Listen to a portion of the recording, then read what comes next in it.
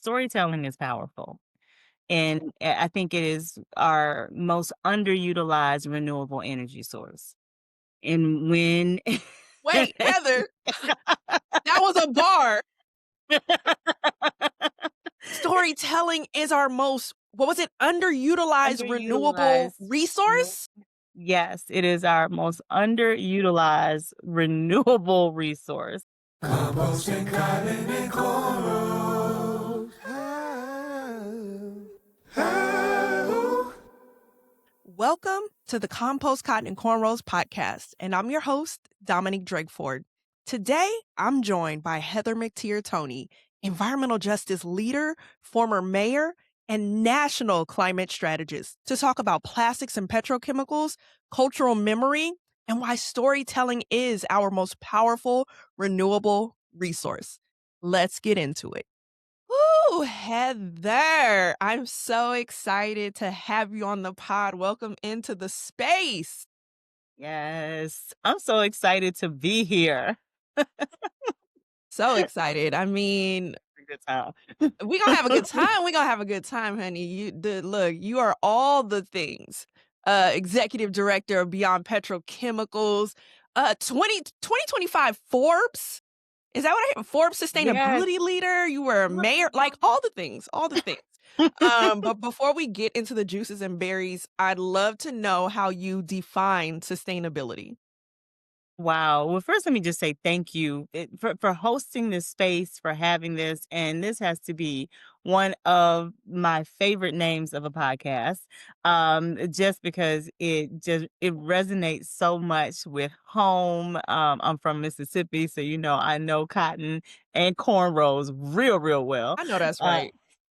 so just I appreciate all that you're doing and all the information that you're sharing with people. And it's really the foundation of what sustainability is. And what sustainability is to me, it's a continuation of our good stewardship of resources and of the earth that we've been blessed to be on. It Mm, is a way that we are taking care of what our ancestors have taught us, and more importantly, preparing spaces and things for the future. So sustainability can look in so many different creative ways that I think we are constantly exploring what it is, what it looks like, evolving, and doing everything to make sure that we're taking care of what God has given us. So I have a pretty broad idea of it. But I like that because it allows people to find themselves in sustainability work. mm.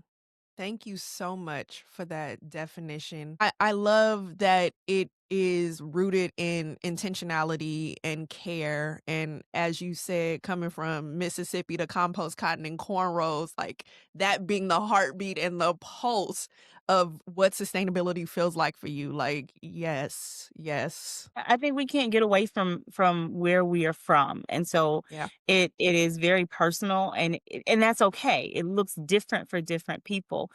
Far too often, we try to put sustainability, climate, environmental justice, environmental issues into a box. Mm, And those boxes are very often constructed from places that don't resonate with us. So, deconstructing the box allows us to see ourselves in the work. And that's why, like I said, I love the name of the podcast because it lets me see myself. When I first started doing environmental and climate work, my biggest complaint was this looked nothing like me. I could go into spaces and have a conversation about climate change, about environmental justice, and I did not see myself. In fact, if I Googled just what does an environmentalist look like, it was coming up with white people who lived in the Northeast and who were birders and wore Birkenstocks and hugged trees and were singular and by themselves. And that looks absolutely nothing like my very collective, group a whole bunch of people outside at a barbecue that enjoying part. themselves. right? And I said that. I said that often on stages that we have to shift what the image of sustainability is so that it is more inclusive. And I believe that we're doing that, and I'm excited that you're a part of doing that Thank work you as so well. much. Thank you so much.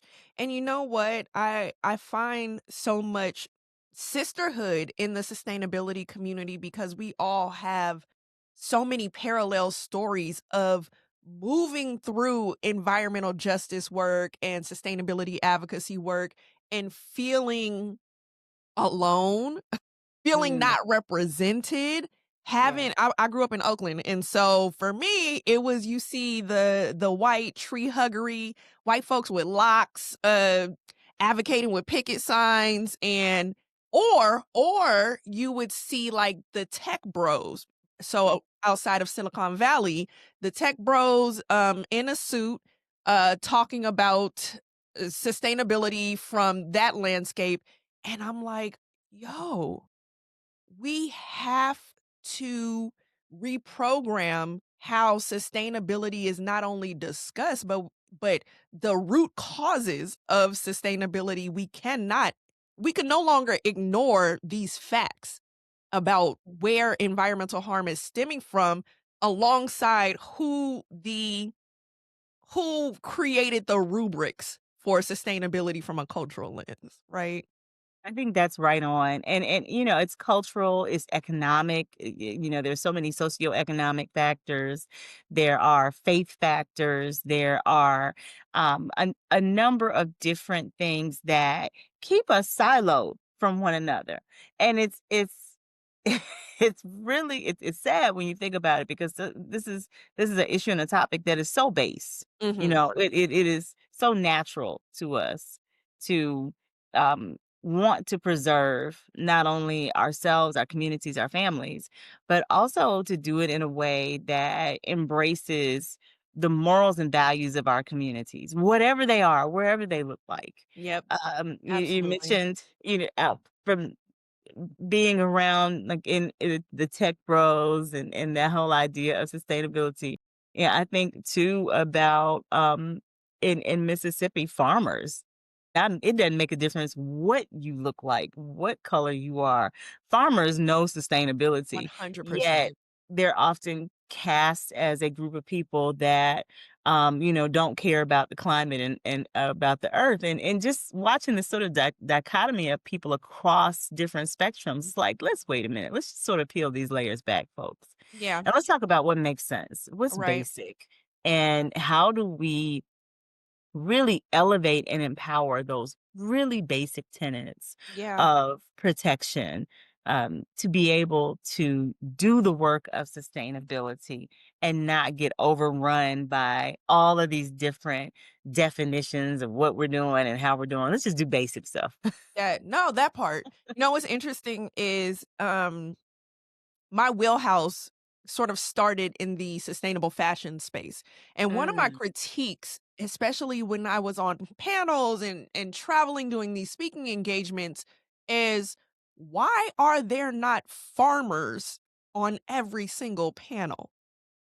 If we're talking about sustainability, we're discussing supply chain, we have every other person represented, from the designers, from the marketeers, and etc., but there aren't farmers, and this is supposed to be about sustainability. So there's continuously, in my opinion, there's so many gaps that continue to infrastructurally be missing even at the level of us discussing and trying to educate folks. So I'm glad you lifted up the agriculturalists who know, who have that level of wisdom to be regenerative in in their thinking around solutions. Um, so look, you have governed at a municipal level and you have enforced policy at local and federal level. I'd love to know what are some of your truths about environmentalism that we cannot ignore.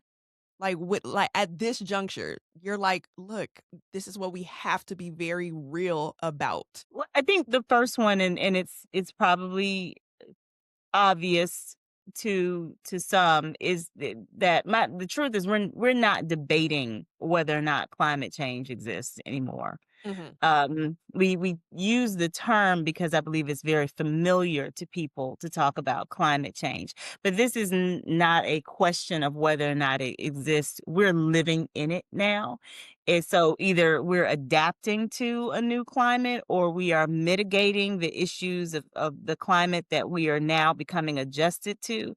But whether or not we're going through, we have climate change is no longer a question. mhm, And I think that's fact.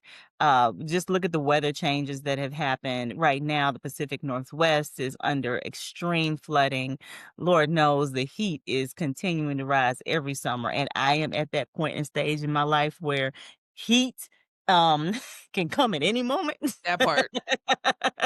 So there's just some really very real issues that we're dealing with that don't allow us the time of going back and forth and debating whether or not climate change exists. It's here, and we're changing with it.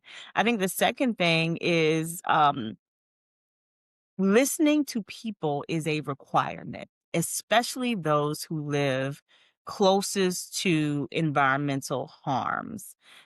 If we do not listen to the people who are living the experience, then we fail to take advantage of their expertise, their lived experience of being on the front lines, and their wisdom of how to handle the situation.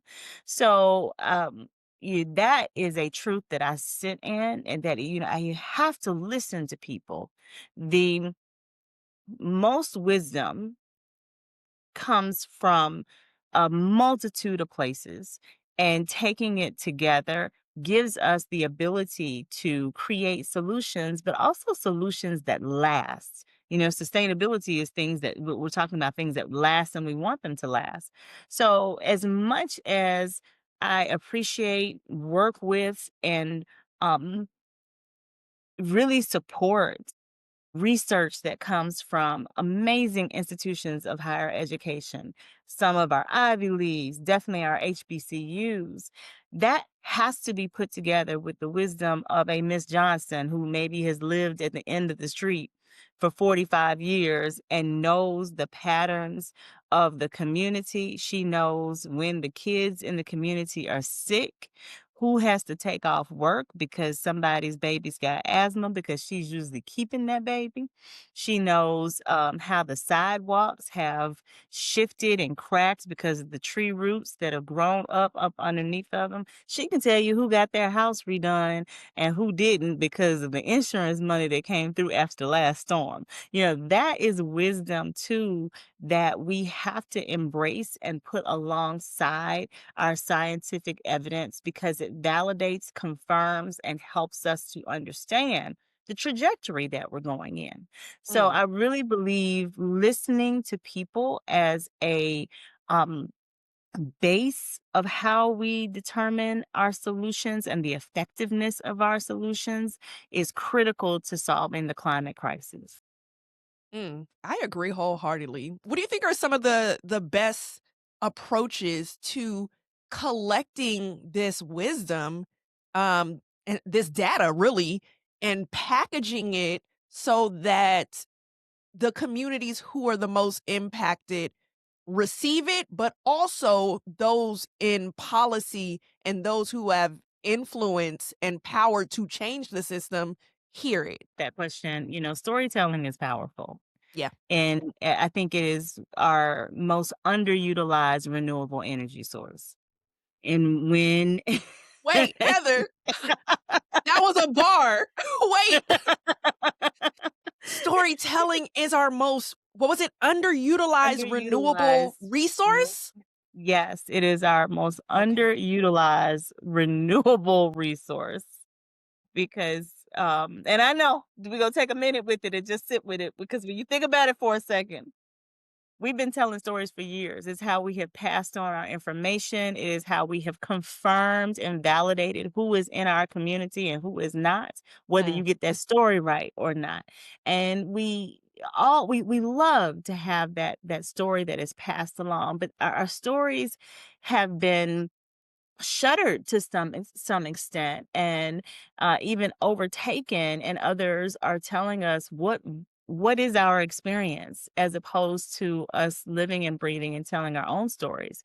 And this is not it's not new from the traditions of griots that um began in Africa and came across with the enslaved, to the spaces where we couldn't read our stories, and the only way to pass along what had happened from generation to generation in any with respect to anything, um it had to come through this shared experiencing of passing our knowledge that was renewed every single time you said it and passed it along. Today we see that same power taken by the industries that do not want us to be as sustainable as we know we can be. You look at television shows and movies that are constantly relaying a message. But I want you to think about every time you watch the show where there is a scene at a gas station and they're not even saying anything. You just have a car sitting at a gas station with a low gas price, and all of the imagery that's going around that's not giving you information about sustainability.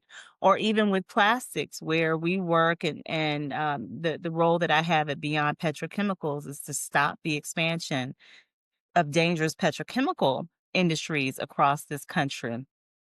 Petrochemicals are simply chemicals that are made out of oil and gas. It's the building block for plastics. But now think about every time the plastics industry is brilliant. Let me just say, they have figured out how to get into storytelling and messaging since the 50s. I mean, Yep. in every single aspect of our lives. And they're telling a story that we need these things in order to solve the climate crisis. But in fact, we don't. And we haven't really taken authority and control over our own storytelling. So I think as we begin to get into that space and do it more, I've seen the power of it. I've seen the power of communities telling and talking to each other about their own experiences, then encouraging each other to show up at a permit hearing so they can stop the plant that is trying to come into their community. That's storytelling at its base. Mm. It is what we know about how we communicate with each other truly in community. And Dominique, how we do this. You talk to your kid, your friends, your kids, friends, parents while you're in the pickup line. Say, hey, did you hear about this new thing that's supposed to be coming down the street? No, I haven't heard about that. Well, we need to go check on that. You are talking to people in the grocery store or in a house of worship, or getting a good braid salon. How long does it take us to get our hair braided? What, 5, 6, 7, 8, 12 hours? Yep. The conversations that go on in these places Yep. are a mix of our stories, our pain, our anguish, but also our information sharing about what we know is happening in our spaces and communities. That turns into collective power that is effective in places of policy. It is effective when we have communities of people who will show up at a city council meeting like they just did in Corpus Christi, in Texas, to encourage the city council not to vote for a project that they know would be detrimental to their community. It works. It works when our young people get on Instagram and TikTok and they tell their stories and they add a dance to it. Yep. As a parent, we might think, okay, what is my child in there doing? In Right. Right. reality, Right. it's activism. It's Right. actually, Right. it's community building. So yeah, I think we have to use this powerful resource of storytelling in the ways that we know how to use it best, turn that into action. Policymakers cannot ignore it, because when your constituents are talking to you, you best listen, or you Yeah. will not be representing that constituency base much longer. Thank you for that. And I agree. Um, And also thank you for the work that you are relentlessly doing, you and your ecosystem at Beyond Petrochemicals. I mean, being able to fight the expansion of petrochemical plants, corporation industry that is really creating synthetic garbage that is killing direct community and as well as the planet as a whole. That's major.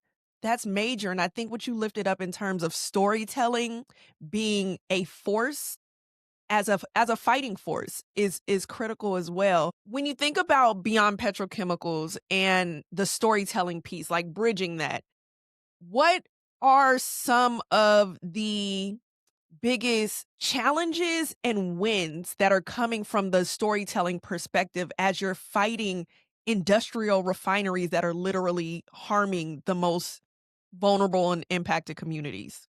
Yeah, I think it's tough to wrap your arms around the magnitude of presence that these industries have and have held in overburdened populations for generations. And just to set the scene, we think about Louisiana, for example, in the area that is known to most as Cancer Alley. And I only use that term because that's one that people know, but we are actively shifting and working to change that. Um, but that is a space that when you look at the history of the area, the petrochemical industry and the oil and gas industry that's seated there now sits on the exact same plots of land and tracts of land that plantations sat on pre-Civil War. And so there was a transfer of property, of land, wealth, people, labor that went directly from plantations to petrochemical industries along the exact same lines. And the generations of people that have been continually harmed, and who are still living and present as descendants in these spaces have much to say, but also have much that they have been doing and continue to work on. So it's people like Joe and Joy Banner of the Descendants Project um, in St. John Baptist Parish in Louisiana. It is Rise St. James in that same area in St. James Parish, Louisiana, who have generations of family members, some buried that are, I mean, their family members are buried on the same plots of land that the petrochemical industry still sits on. That is a story that while they have lived with for their entire lives, the rest of the world is just now beginning to understand it and be revealed to them. And we must support and give space to hear that, to sit with it and understand what that impact is, and then to take the next step, which is this could happen to you. Yeah. This is not that far removed from our communities that we can say, oh, that's just them over there. That only happens in the South. No, it can happen anywhere. It has happened. Look at indigenous lands and spaces where there is proposed build out for new facilities. This is the kind of information that is shared in narrative and storytelling that makes people sit up and say, "Oh, what's happening in this space?" I think we're also beginning to see that and seeing that sort of as a win, because what we've seen at Beyond Petrochemicals is that's the kind of information in conjunction with research that we definitely support. We've got research from Johns Hopkins, from Columbia University, where we've had researchers to go down to these communities, joint and partner with them on air monitoring to again validate the information that they've been saying. And then that partners with litigation. So you have all of these pieces that come together that create these wins of stopping a plant. As Miss Sharon would say, it's a David versus Goliath story. But if you know your Bible, you know that David and Goliath was the first fight. There was many others that came after that David had to continue fighting in order to really see this freedom come about. And that's the same thing that's happening now.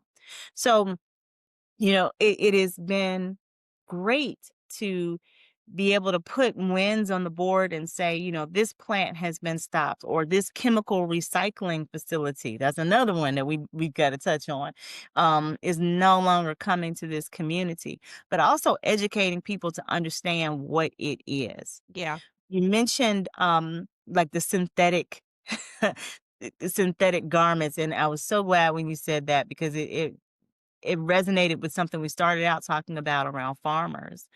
Um, to understand the magnitude of the fashion industry and synthetics and polyester is to attack Temu and every That part. other fast fashion industry that's here. And if you're like me, you got friends that will be like, "Listen, I'm going to go get this $3.25 shirt because it's cheap and it's going to look good on me, and I'm gonna wear it this one time," not realizing it's going to disintegrate in the wash or you Mhm. won't have it. We don't think about, though, the chemicals that are in that synthetic fabric and what it's doing to our bodies. We don't think about the polyester in and of itself is oil, it is gas, it is a chemical product. I have seen the pictures of children who break out from having some of the clothes on their bodies because it's literally oil.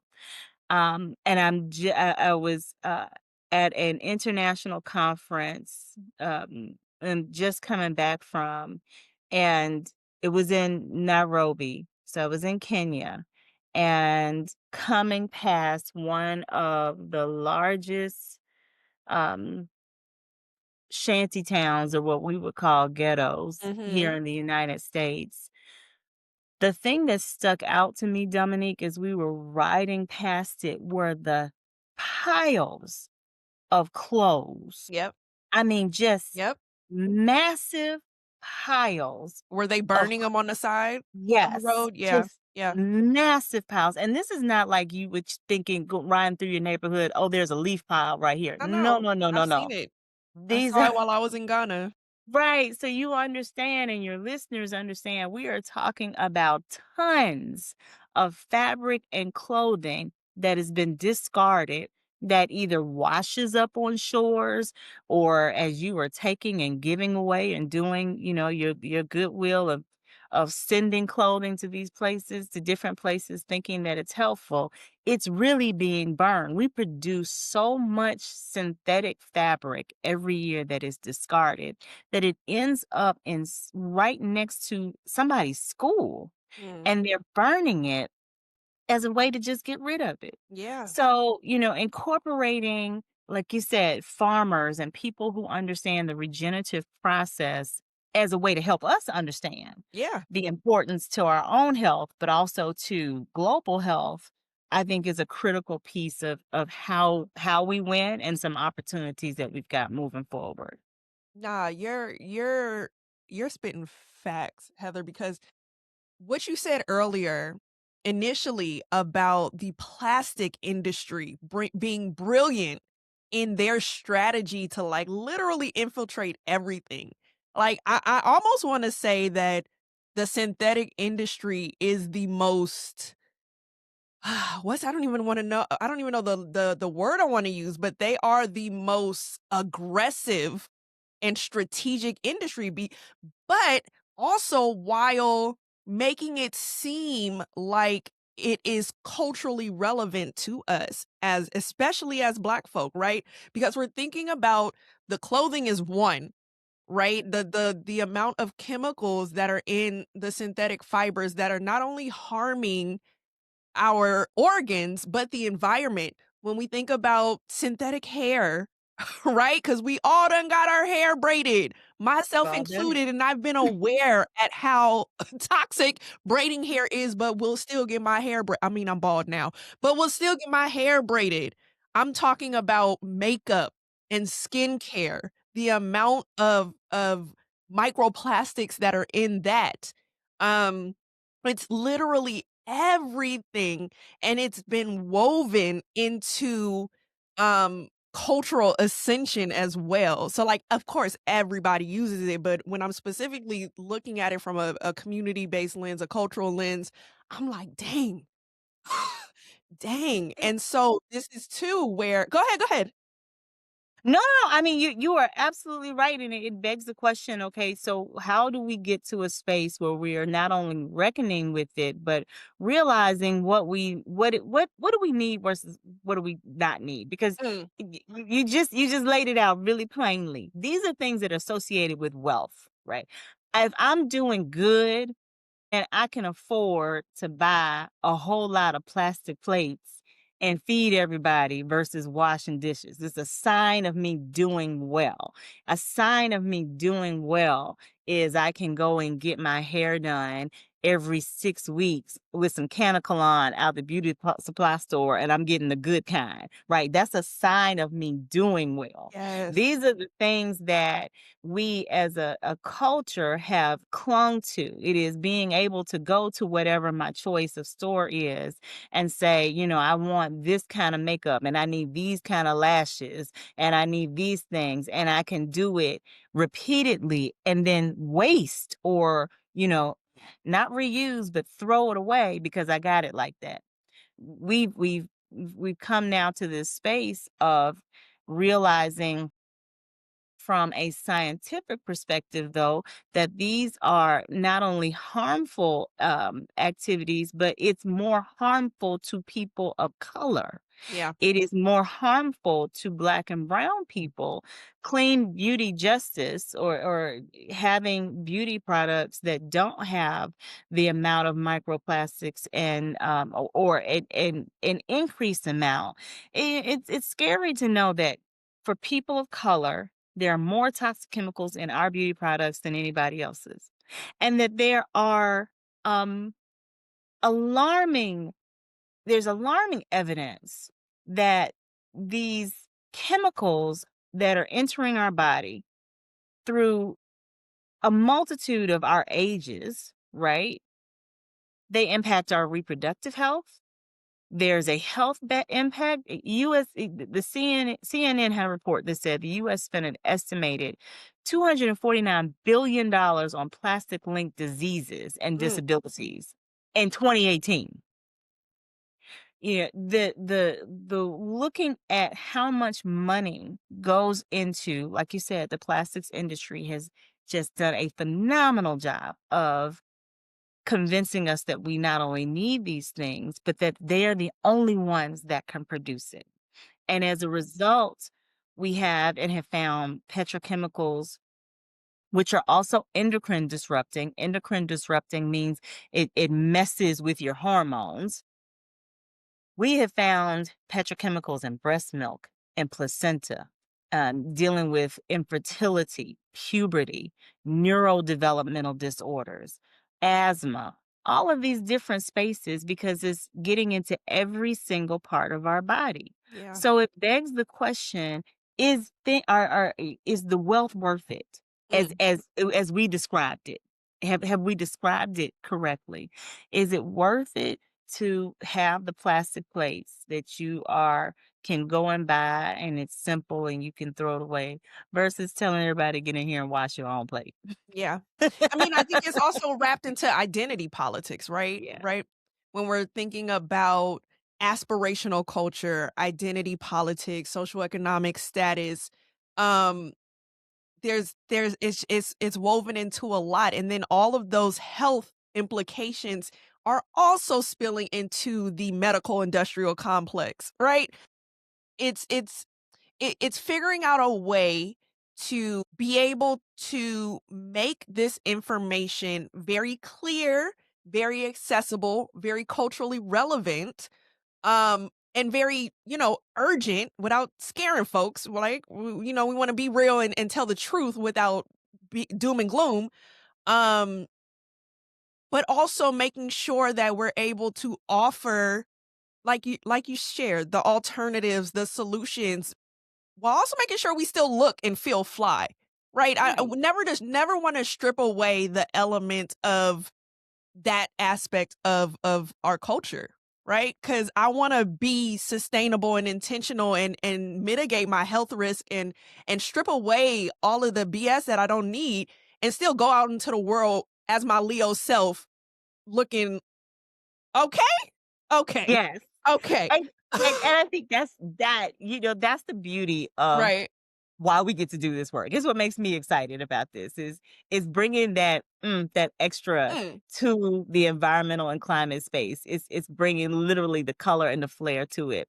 I yeah. think about this year's Met Gala and Mm, the dandyism, right? mhm. I don't know about you, but I absolutely love seeing just the elegance and class of a period of time Yeah. modernized and displayed on people of color and an inclusiveness that really identified who we are, um, and elevated it in style. I mean, the pride of designers and older people who looked at some of Mhm. those pictures and was like, "That looks like my grandmama's Yeah. outfit from the Yeah. 1920s and 30s." Yeah. That wasn't plastic. No, not at all. That was Not at all. And that you know that what I think is a critical piece too, Heather, is redefining luxury as sustainability. I feel like that's part of it, right? Because you can go this is again the petrochemical industry, the plastic industry has made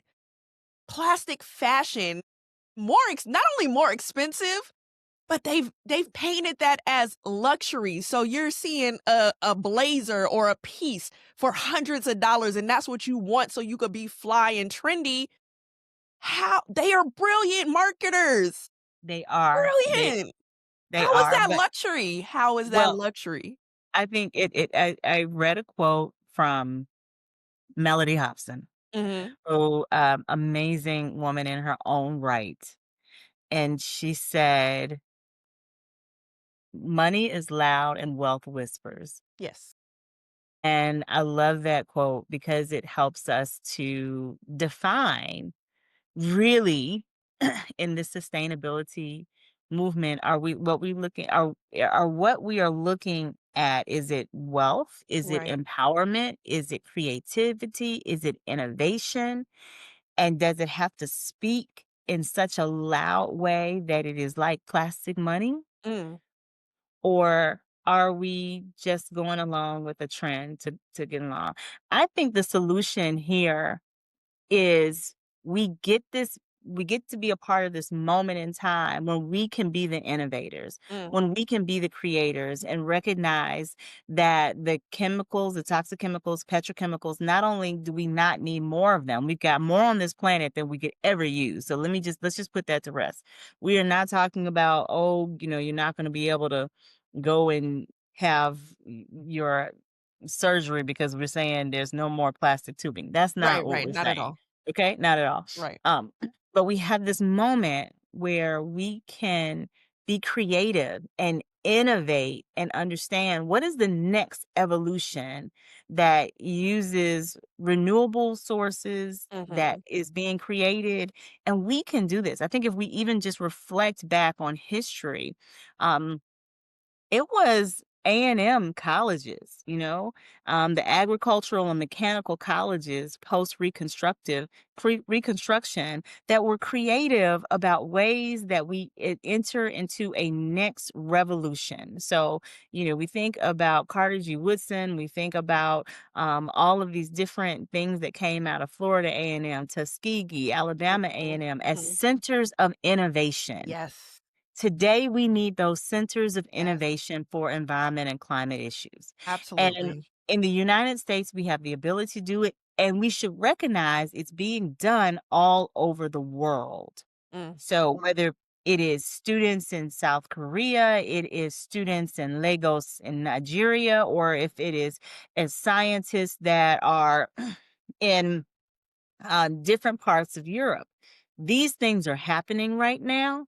The Yeah. question we should be asking is, where are we in that innovation process, and how are we preparing our children to take advantage of this next wealth wave as we stop this expansion from happening at the same time? Yeah. 100%. Um, I agree wholeheartedly.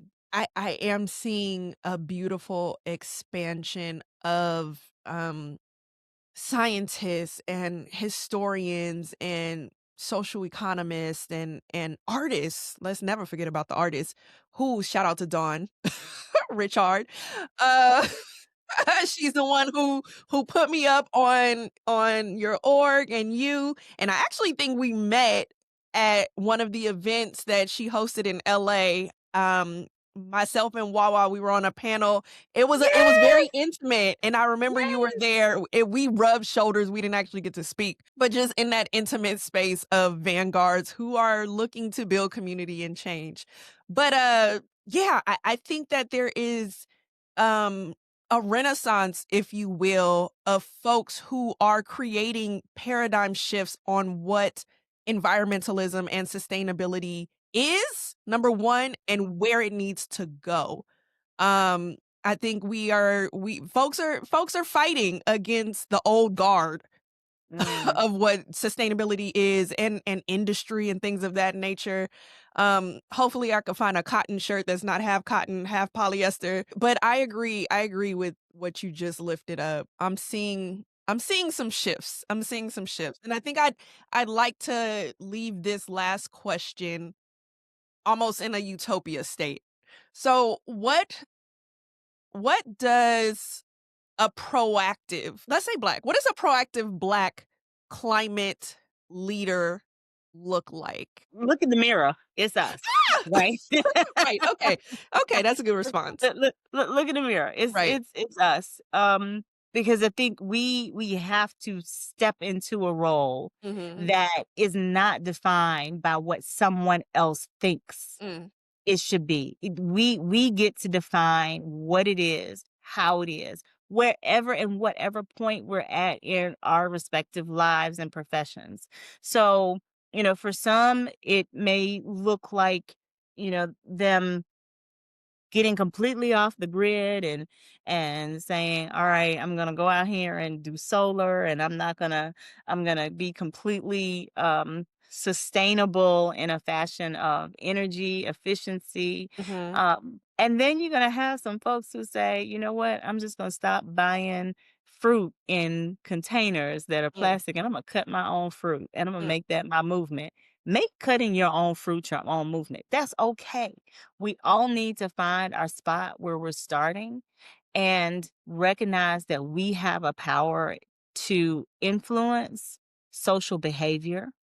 And, and this is important, and it's not just on you and me.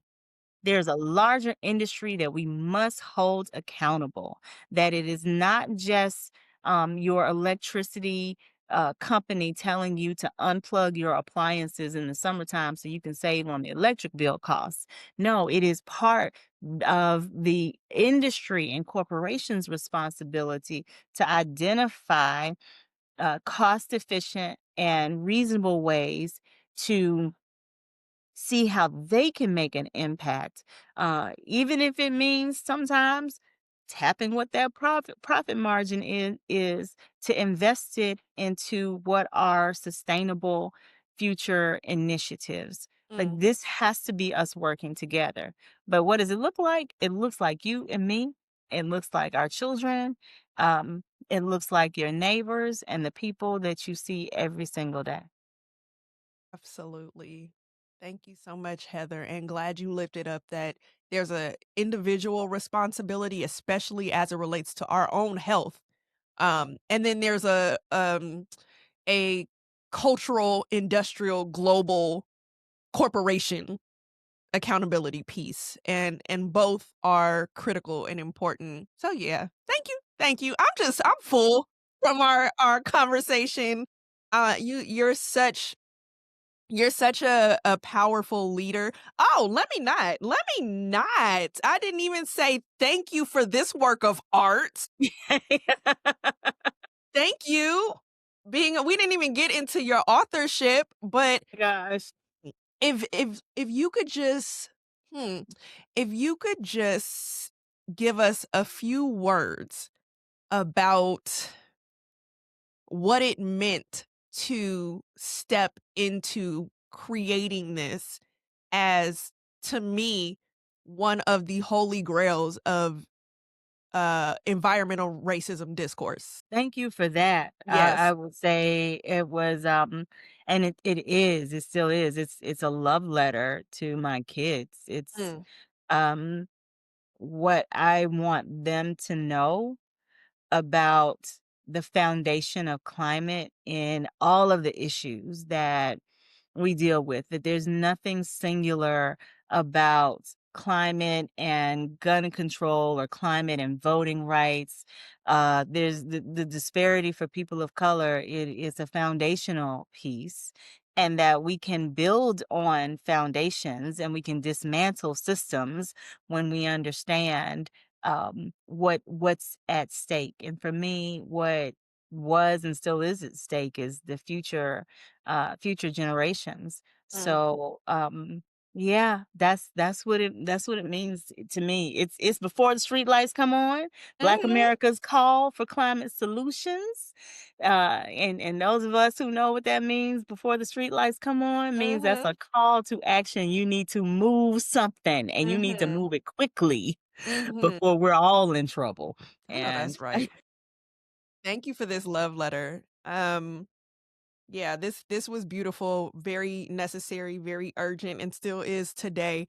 And I think the one thing that you just mentioned, I think is really critical to amplify, is that everything is, again, and it speaks to what we discussed in this conversation, is that everything is connected.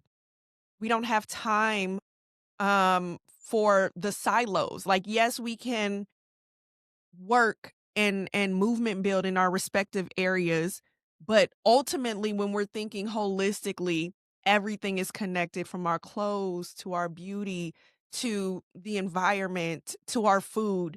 It is all systemically connected. And the whether whatever our entry point is, knowing that it is one pillar of the whole ecosystem. So thank you so much for this book. It was instrumental in how I started to unlearn a lot of mainstream discourse and re-educate myself on what sustainability means, um, in totality, but also from a diasporic lens. And so thank you just again for your clear, unwavering leadership in this space, Heather. Really appreciate it.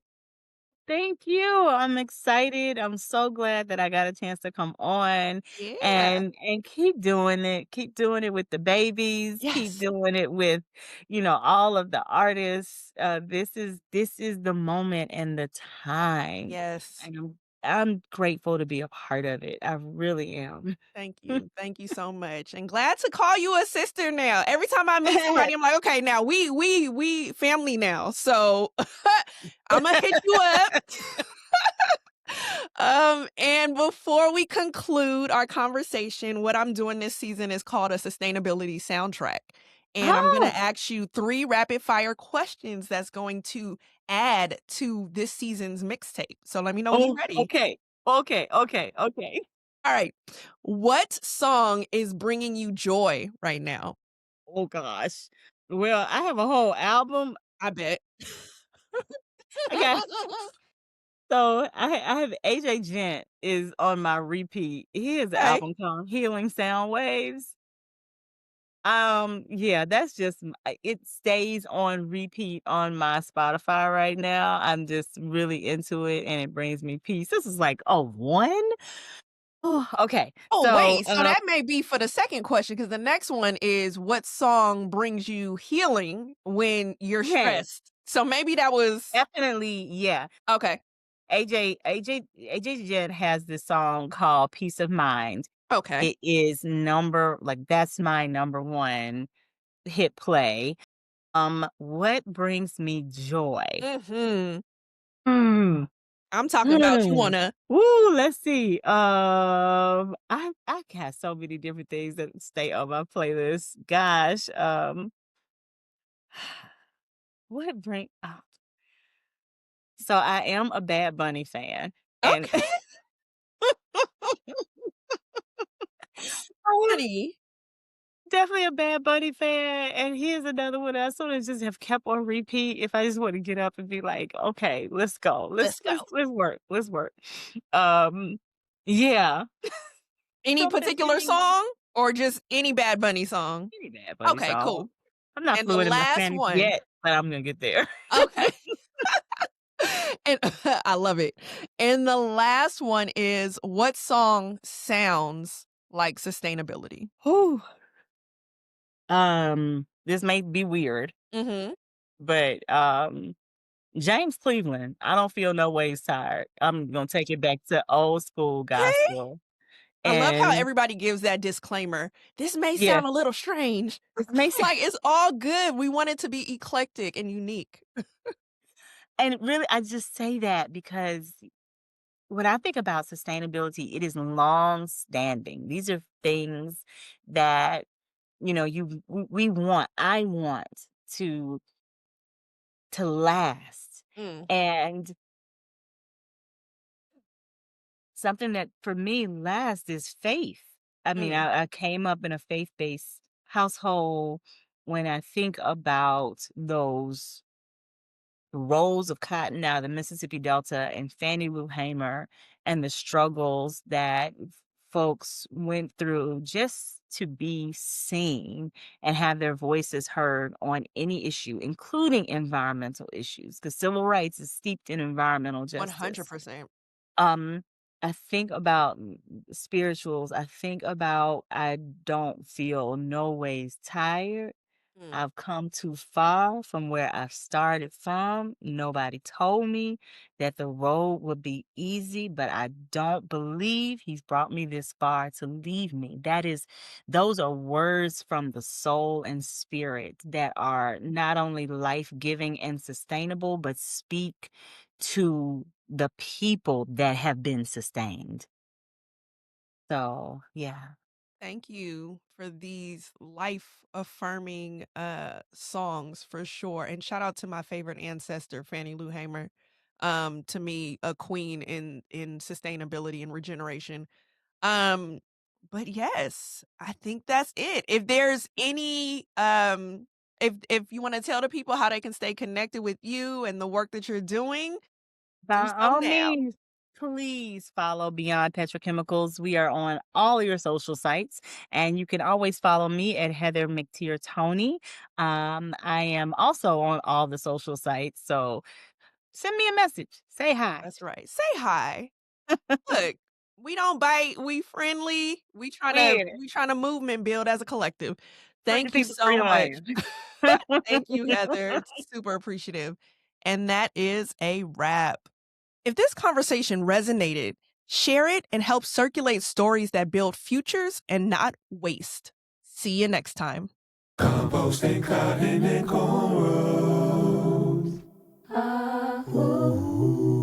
We've turned nothing to gold since the birth of our soul. It's ingrained in our room. Black is more than flesh and bone, planted deep in our code, and we bear the fruit. Yeah, they wonder how our stride's so bold, and our pride stone cold after all we've been through. Rich as the texture of our crown, crown, crown. We pass it on to the youth.